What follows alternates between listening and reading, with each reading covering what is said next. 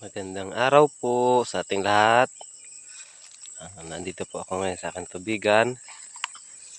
Gusto ko lang po ipasilip sa inyo ang aking maliit na tinataniman.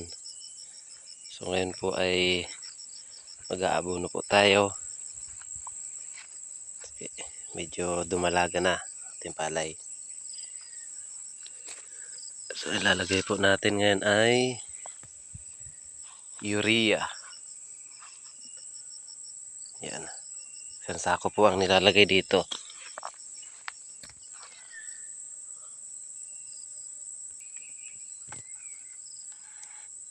Yan, starting na po tayo magsabog.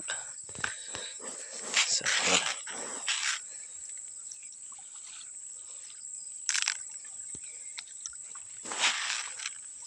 dumalaga na kasi siya. So, kulang-kulang 2 buwan na.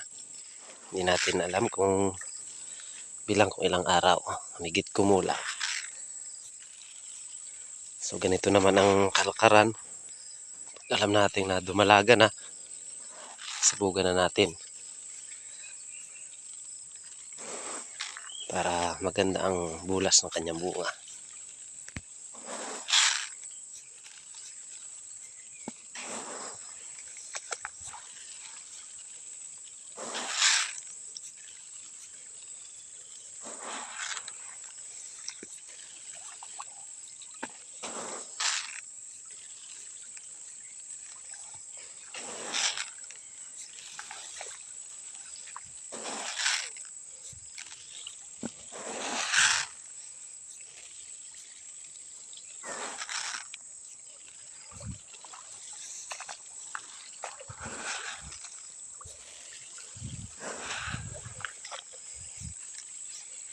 Kaunting tubig siya. Hindi ko na pinaigahan para mabilis umano ang tunaw ng abono.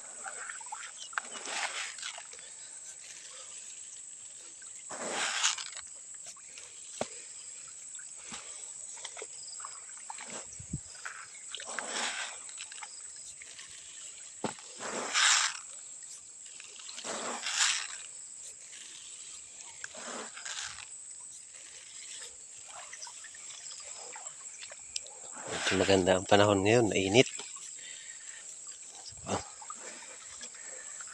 Dito sa bihira lang naman umulan.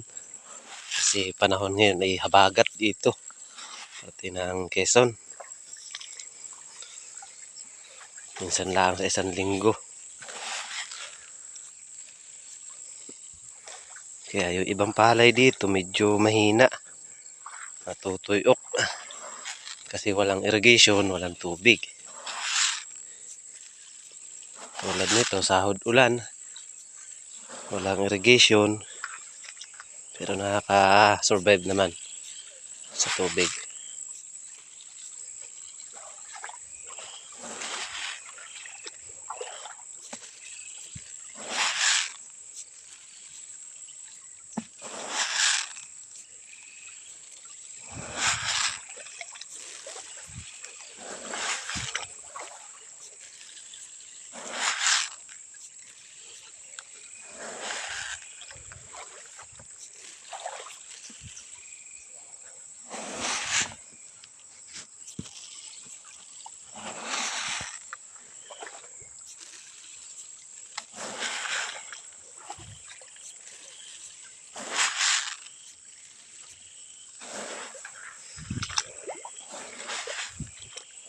Tapos ay sa taas, mataba na oh.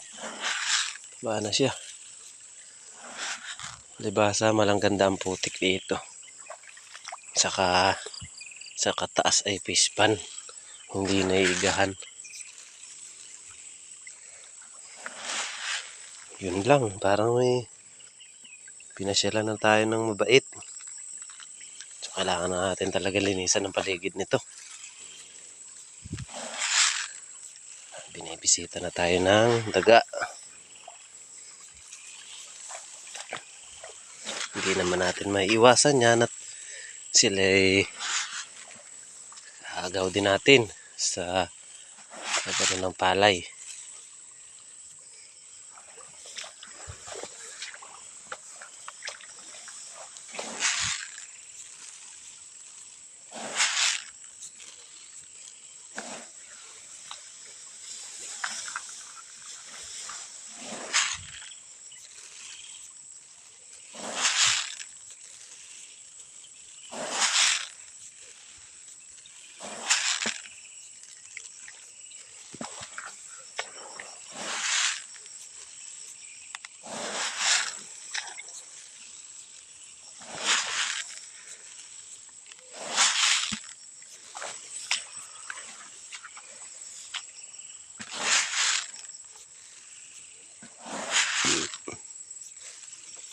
Yan.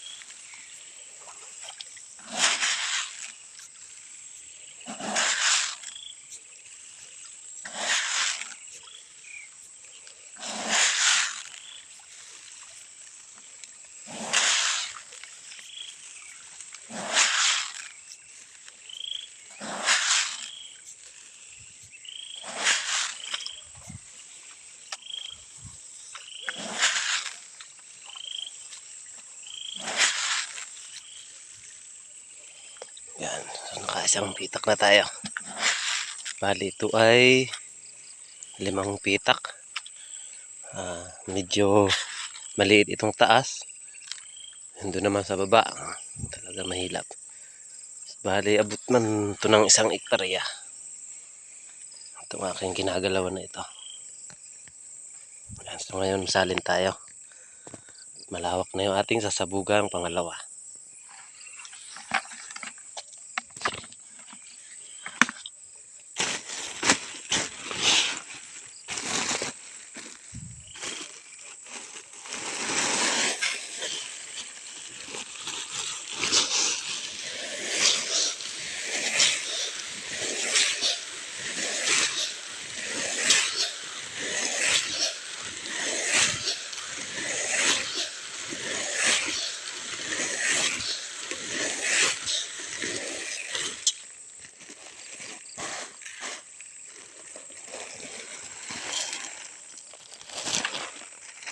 Yan.